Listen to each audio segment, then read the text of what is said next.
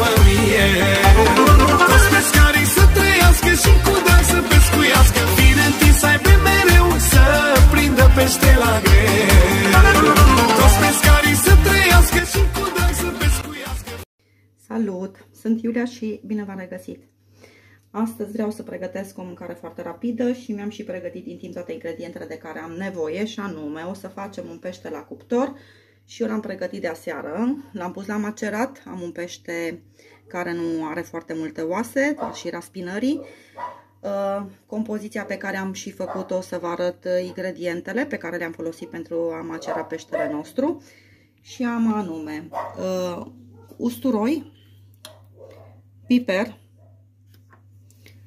o pastă, un praf de chili, ardei un pic picant, ulei de măsline, oregano, o sare afumată, o voie afumată și o să am nevoie de tomate pe care o să le adaug pe final.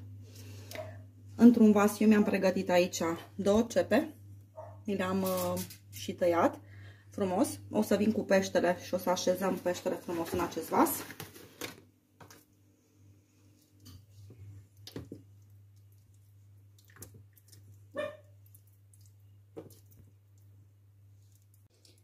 Am așezat peștele frumos în vas.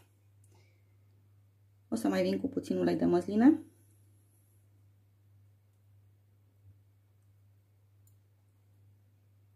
Și cu sosul de tomate.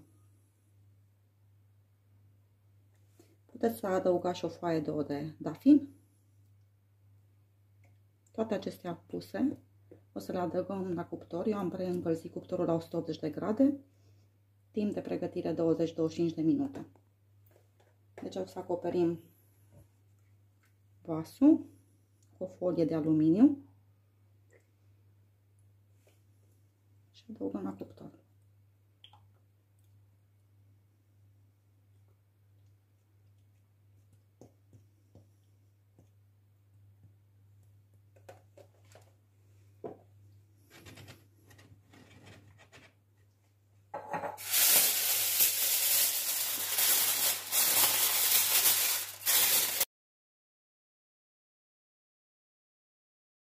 Peștele nostru este gata. După cum vedeți, a lăsat suficient sos. Este fraged. Deci căutați varianta unui pește să nu fie foarte osos. Eu am ales un pește de comerț oricum. Arată foarte bine. O să-l pregătesc și o să-l pun pe platou.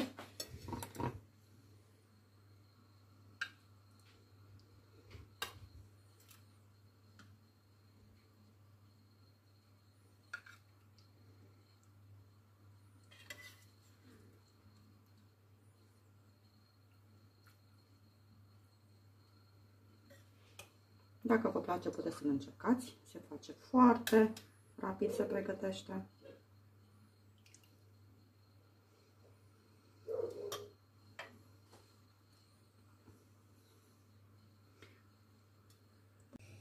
Farfuria mea am pregătit-o aici, doar până de servit.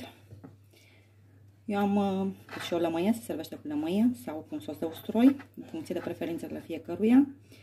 Încercați-l, este o rețetă foarte ușor de făcut, pașii sunt rapizi, modul de pregătire foarte ușor, rapid. Mie mi-a luat undeva cu timpul de pregătire la cuptor în jur de 25 de minute.